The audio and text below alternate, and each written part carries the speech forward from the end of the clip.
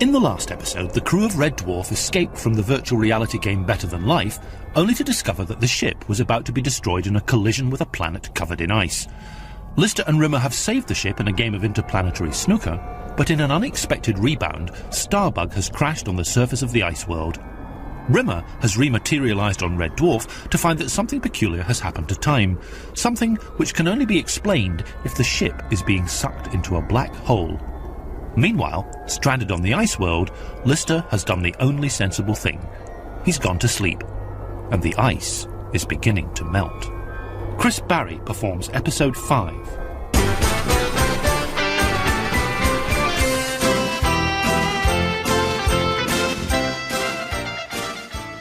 John Yu had been doing the Jovian run for the best part of 20 years.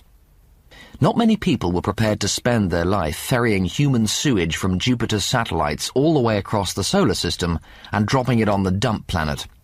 But John Yu actually enjoyed his work. He was the king of crap. And right now, he was sitting on top of 2 billion tons of it.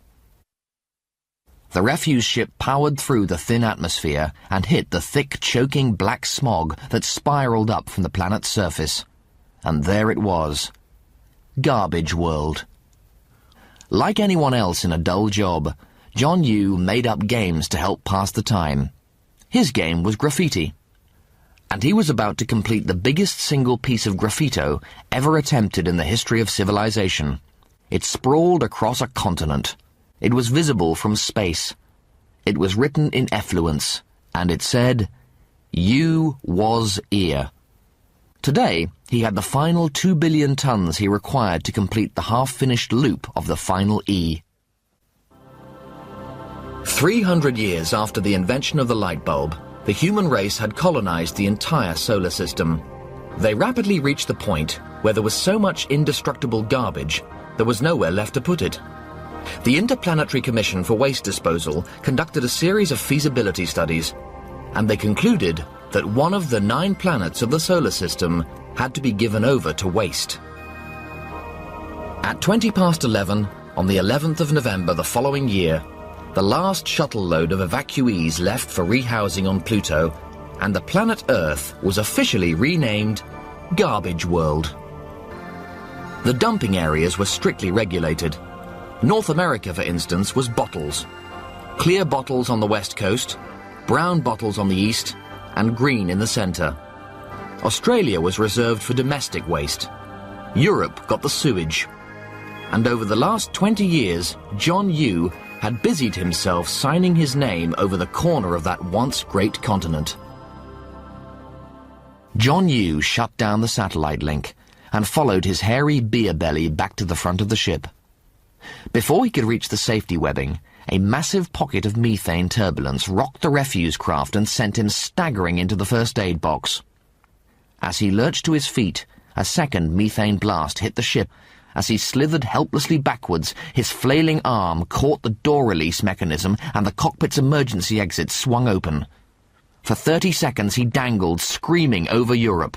Then he plunged from the yawning garbage ship and drowned in his own signature.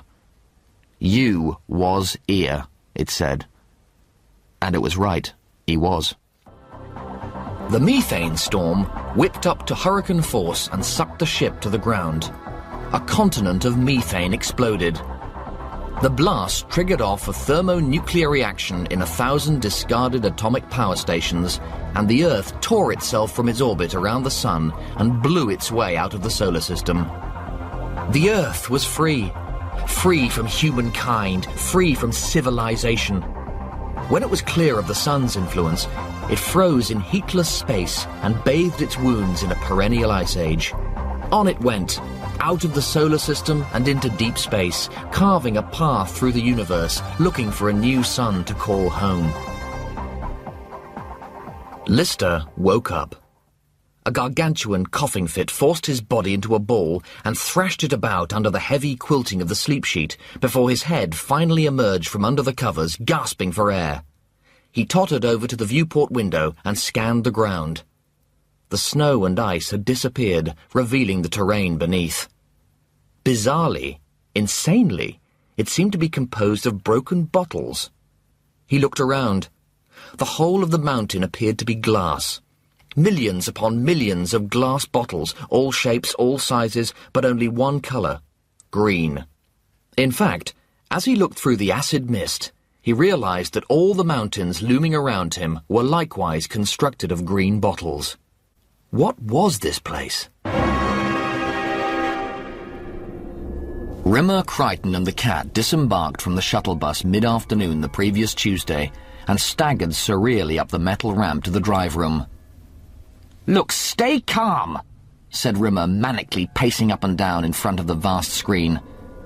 "It'll take Holly 10 seconds to work out what to do, and then we'll be out of here.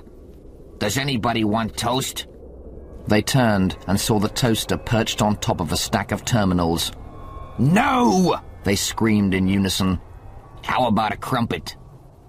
Crichton tapped in Holly's activation sequence. "On," said Rimmer. "Holly, we're being sucked into a black hole. How do we get out?" he said. "What?" "Turn him off! We're wasting his run time!" Rimmer yelled. Crichton slammed the flat of his palm on the keypad, and Holly fizzled away.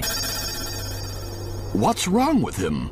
"It's the dilation effect. His terminals are spread all over the ship. They're all operating in different time zones. While it's midnight Monday for his central processing unit, it's a week on Thursday for his random access memory. Anybody fancy a muffin?" "What happens?" The cat tilted his head to one side. "If we get sucked into this black hole, is that a bad thing?" "There's no way out, is there?" said Crichton. "We're going to He smacked his head into a monitor housing and cleared the seizure loop. die." "Not necessarily," said the toaster with all the smugness he could muster. "If you don't shut up, I'm going to unplug you."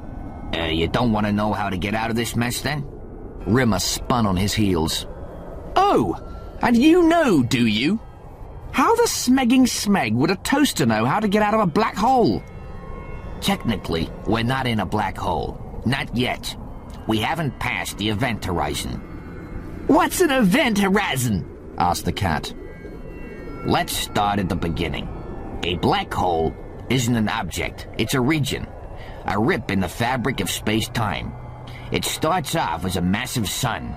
When the sun dies, the enormous gravitational pull at its center drags all the matter in the star back into itself. Eventually, the gravitational drag at the center becomes so colossal, the escape velocity, the speed you have to achieve to get out, reaches 186,282 miles per second, which is light speed. And since light speed is the speed limit for the universe, nothing can escape, not even light. It becomes a sort of giant galactic vacuum cleaner, sucking in everything in its range, even time. That's why time at the front of the ship is running more slowly than time at the back. The event horizon is the point of no return. So," he paused. "Who's for a hot cross bun?"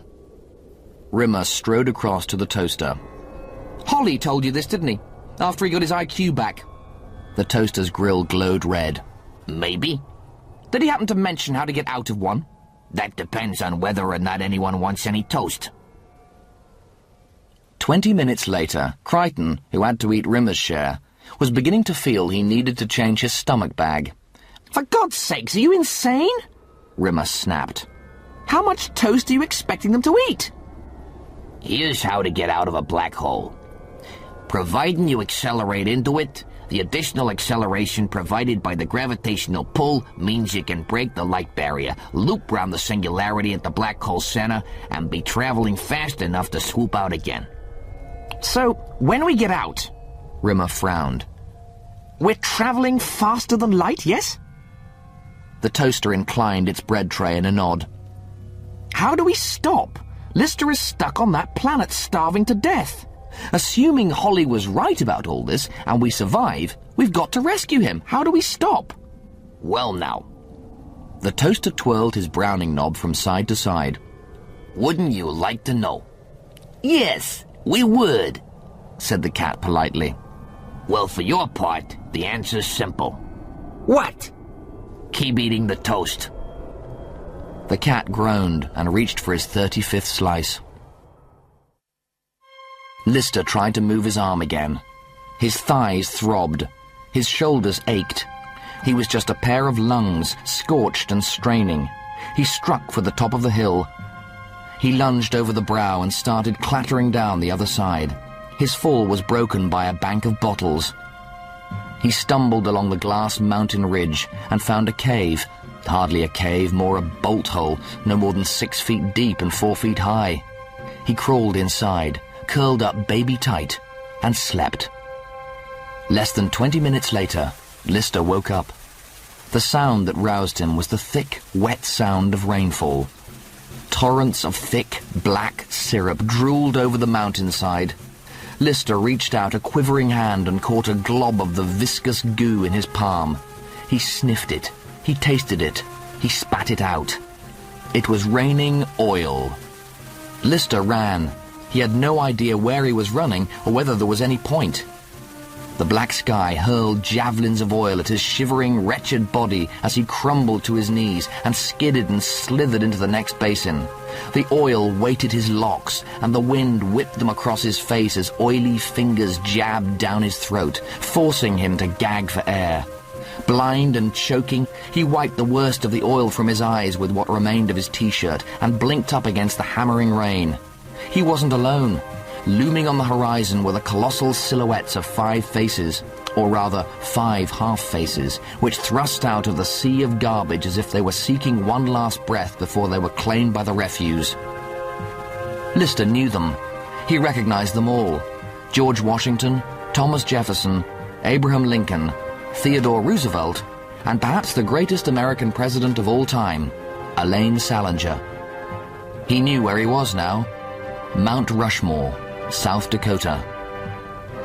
This hellhole of a planet, this uninhabitable pit of filth, was Earth. Lister laughed. This was Earth. He was home. But what had happened? What had been done to the place? Was the Earth waging a war against him? Against him personally?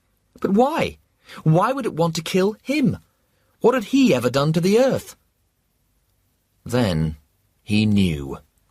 He'd done everything to Earth. He'd crucified it. He was a member of the human race, part of the species that had spread like bacteria over the planet, killing its rich, teeming life, consuming its wealth, finally rendering it fit only for use as a dumping ground for all humanity's garbage.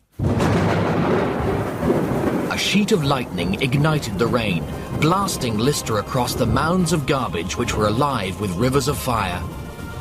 "Do it then!" Lister screamed. "Kill me! Come on! What are you waiting for?" Lister collapsed to his knees on the smouldering garbage. "I could do something. If you let me live, I could start to make it right again. I could." He blacked out. As consciousness slowly percolated back into Lister's body, he became aware of the rain. He groaned and raised his head. It was rain. Real rain. H2O, the stuff of life. He let it cascade over him, cleansing his wounds, refreshing him, uplifting him. He'd rolled onto his belly to pick himself up when he saw it. Out of the rubble, out of the garbage, out of the stinking mire poked a single branch. A small, stunted tree with a crop of green berries.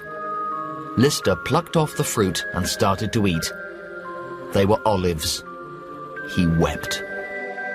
He cupped his hands and collected some rainwater, which he sprinkled tenderly over the tree. He heard a movement in the rubble behind him. He turned. He wasn't the only living creature on the planet. There was at least one other. The creature joined him by the olive tree. It was one of the oldest of Earth's inhabitants. It had been there long before man, and would probably be there long after. It was a cockroach. A very big cockroach. This cockroach could have played nose tackle for the London Jets in their all-time best season. This cockroach was 8 feet long. Lister moved slowly. He rocked back on his rump, drew his knees up to his chest, and with a sudden, swift movement brought both his boots down on the roach's side. and the cockroach lay on its back, rocking helplessly, its mandibles opening and closing in shock. Lister ferreted among the rubble for something lethal and found a long shard of glass. He stood over the writhing beast, his hands raised above his head. The glass flashed down towards the soft underbelly. Then he stopped. He flung the glass blade away, then stooped and lifted the cockroach back onto its feet. "Here." Lister plucked an olive from the branch and held it out for the cockroach to take. "I'm a reformed species. No more killing." The giant insect ignored the olive. Instead, it nuzzled among the rubble and started to eat the garbage. Lister sat there chewing his olives, watching the mammoth roach consume the refuse. It seemed like a hell of a good deal to him. The meal over, Lister decided to head back to Starbug and see if there was anything left he might salvage. As he walked across the rubble, he realized the cockroach was following. Lister broke into a trot. So did the cockroach. Finally, Lister slowed and stopped. The cockroach pushed its head in the crook of Lister's knees and nudged the back of his legs. It wanted to carry him. And when an 8-foot cockroach wants to give you a ride, Lister reasoned, probably the smartest thing to do was to let it. Just after he splayed his legs over its back and tucked his fingers under the rim of its armor plating, the cockroach took off. It was taking him home to meet its folks. Halfway up a tall bottle mountain, they landed. The 20 or so members of the roach's clan surrounded them, whistling and clicking and rubbing their hind legs together in insect delight. Plainly, Lister was a hit.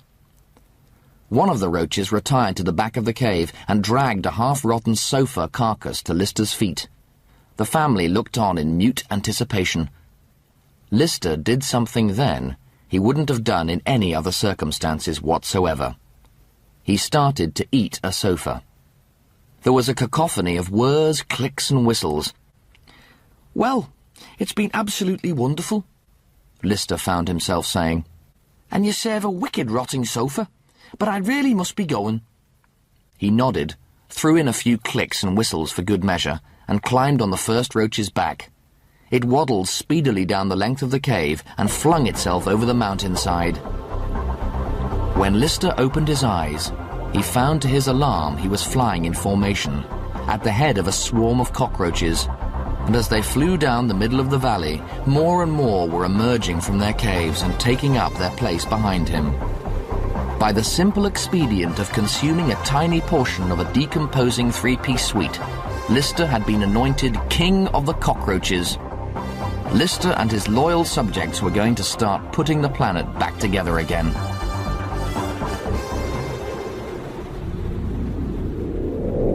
The colossal cone-shaped jet housings on Red Dwarf's underbelly screamed and whined in their losing battle against the irresistible drag of the black hole's gravitational pull. Suddenly, as one, they ceased their pointless protestations and puttered into silence. The massive mining vessel catapulted into the blackness. The combination of jet thrust and gravitational pull forced Red Dwarf through the lightspeed barrier the moment it hit the event horizon. To all intents and purposes, the ship no longer existed in the universe of its origin. It shrugged off Newton, Einstein, Oppenheimer, and Chen Lao, and subscribed to a completely new set of physical laws. The cat's body started to spill off the couch in every direction. Long, thin strands of what had formerly been him slithered across the floor and intertwined with the strands that had been Crichton and Rimmer and the toaster. The anti-grav chamber became a sea of heaving, screaming, living linguini. Everyone became part of everyone else. They threaded together and formed a new whole. They weren't four, they were one. The particles that had once formed Rimmer's intelligence, in a blinding flash of empathetic insight, suddenly became aware of the desperate, monumental importance of toast. Instantaneously, the strands that had been the toaster were conscious of the overriding necessity for dressing well and having a really terrific haircut. The vermicelli that was now the cat tasted the feeling of being mechanical and knew with unshakable certainty that silicon heaven existed, and the best way to get there was through diligent hoovering. Simultaneously, the macaroni that was Crichton knew what it was like to be Rimmer. He understood what it was like to have had those parents, that childhood, that career, that life. It was impossible to scream, but that's what Crichton was trying to do. "Look!" said a part of the spaghetti that was mostly Rimmer. In the center of the spinning light were 6 interlocking coils, like fiber optics, but of a size beyond size. The immense hollow cables twisted and undulated like the snakes on the Gorgons' heads. The tubes were of colors that had no meaning to the human eye. They spun and swirled in a timeless dance of beauty. Not for the first time, Rimmer cursed himself for not bringing his camcorder. "What is it?" he said. But before anyone could answer, the ship slung around the singularity and lunged desperately for the surface, for the event horizon, for the known universe, fighting off the gravity that tried to suck it back to the core at the speed of light. Then the light-speed drag of gravity cancelled out the light-speed momentum of the ship, and Red Dwarf regained its physical form. Suddenly, it was travelling at a relative speed of less than 200,000 miles an hour. The metal of the bulkheads buckled and groaned. Leering cracks ripped through the metalwork and zigzagged insanely down the port side. The ship started to slow. The jet housings started to creak, and then, all over the vessel's belly, one by one, pinion rods snarled and snapped, and the housings came away and tumbled into the infinite abyss. Still the ship slowed. Like a harpooned whale, the wounded craft pitched wildly for the surface, for light, for life. Relatively, the ship was moving at barely 50 miles an hour. Then 30. 20. 10. The black hole had just to claim one more jet housing to tip the balance, to drag the ship below light speed and trap it forever in its bleak embrace. It didn't. With the suddenness of an infant's birth scream, Red Dwarf exploded through the event horizon and into the known universe. The despaghettified cat looked down his body and checked it was all there. It seemed to be. "Everyone okay?" "What was that?" said Rimmer. "In the middle of the spinning light, those tubes." "The Omni-Zone," said the toaster. "Hawley predicted we'd find that. It confirms his theory that there are 6 other universes, and all their gateways converge at the center of a singularity." "There are 6 other universes?" "So Hawley reckoned. He also believed that our universe is the bad apple. Something went wrong with our Big Bang and made time move in the wrong direction, and that's why nothing makes sense." The 2 transport craft skirted Red Dwarf's mangled hull before swooping down into the planet's atmosphere. When they hit the thick grey cloud bank, the craft peeled off. White Giant with Rimmer and the cat took the northern hemisphere, and Blue Midget, piloted by Crichton and the toaster, zoomed south. Rimmer stared unblinking into the screen of the infrared scannerscope as White Giant swept across the surface of the planet. "What's happened to the snow? Where's the Ice Age gone?"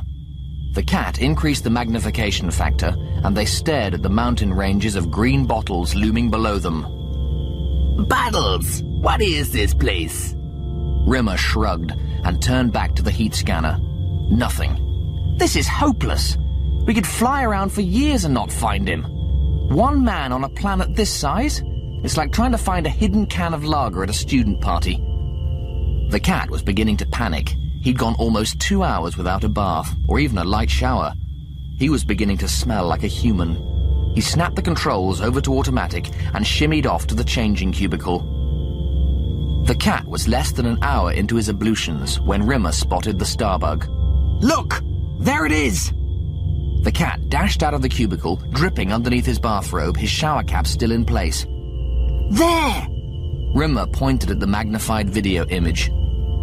The cat squelched into the drive seat, looped White Giant over for an investigatory pass, and landed 400 yards from the stricken craft.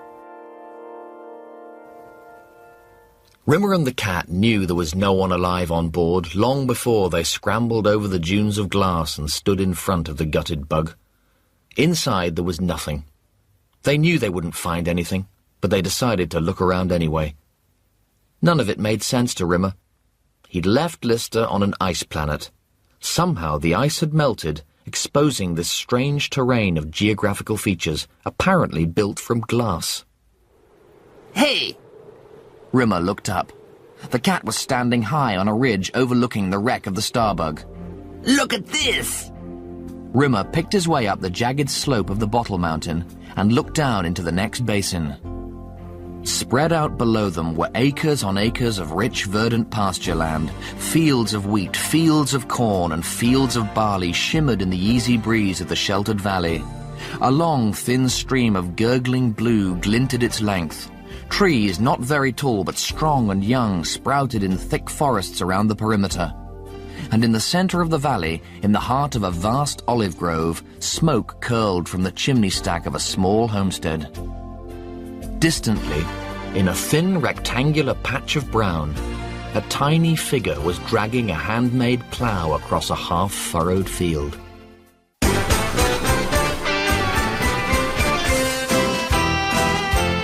Red Dwarf, Better Than Life, was written by Grant Naylor and performed by Chris Barry. Additional music and effects were by Nick Graham. Technical presentation by John Etchells. Produced by Chris Wallace.